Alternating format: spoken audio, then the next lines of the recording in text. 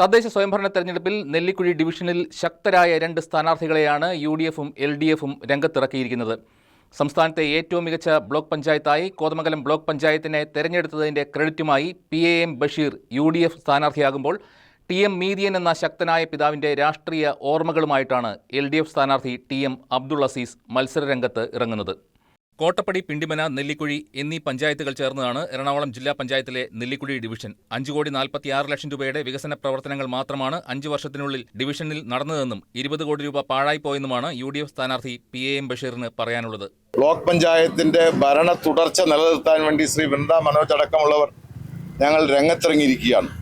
എറണാകുളം ജില്ലാ പഞ്ചായത്ത് ഈ സംസ്ഥാനത്ത് ഏറ്റവും കൂടുതൽ പദ്ധതി തുക ലഭിക്കുന്ന ഒരു ജില്ലാ പഞ്ചായത്താണ്. കഴിഞ്ഞ 5 വർഷക്കാലം കൊണ്ട് 25 കോടി രൂപയുടെ വികസന പ്രവർത്തനങ്ങൾ ഇവിടെ നടക്കണമായിരുന്നു. ആ വികസന പ്രവർത്തനങ്ങളൊന്നും യാഥാർത്ഥ്യമാക്കുന്നതിന് വേണ്ടി ഒരു കുടിവെള്ള പദ്ധതിയോ ഒരു കളിസ്ഥലമോ ഒന്നും നടക്കാത്ത ഒരു ഡിവിഷൻ കൂടിയാണ് എറണാകുളം ജില്ലാ പഞ്ചായത്തിൻ്റെ ഭൂതത്താൻകെട്ട് ഡിവിഷൻ, ഇപ്പോഴത്തെ നെല്ലിക്കുഴി പഞ്ചായത്ത് ഡിവിഷൻ. ഇവിടെ 5,46 ലക്ഷം രൂപയുടെ വികസന പ്രവർത്തനങ്ങൾ മാത്രമാണ് ഈ കഴിഞ്ഞ 5 വർഷക്കാലം കൊണ്ട് ഇവിടുത്തെ ജനപ്രതിനിധിക്ക് നടപ്പിലാക്കാൻ കഴിഞ്ഞിട്ടുള്ളത്.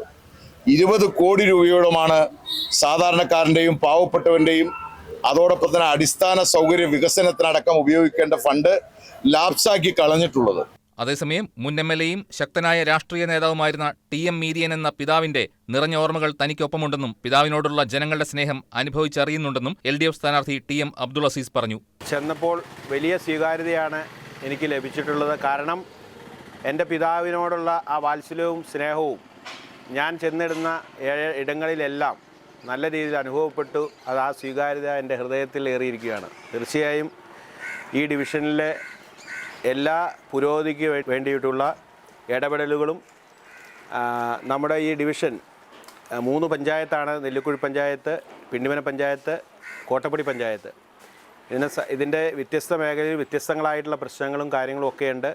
അതെല്ലാം കൂട്ടിയോജിപ്പിച്ചുകൊണ്ട് സമഗ്രമായ വികസനത്തിന് പ്ലാൻ ചെയ്ത് എല്ലാ ഏജൻസികളിൽ നിന്നും, ഇപ്പോൾ പഞ്ചായത്ത്, ബ്ലോക്ക് പഞ്ചായത്ത്, ജില്ലാ പഞ്ചായത്ത്, സംസ്ഥാന സർക്കാരിൻ്റെ ഫണ്ടുകൾ, വിവിധ മറ്റ് ഫണ്ടുകളും ഏജൻസികളുടെ ഫണ്ടുകളും ഉപയോഗിച്ചുകൊണ്ട് എല്ലാ രീതിയിലുള്ള വികസന പ്രവർത്തനങ്ങളും നല്ല രീതിയിൽ ക്രമപ്പെടുത്തി നടത്തും.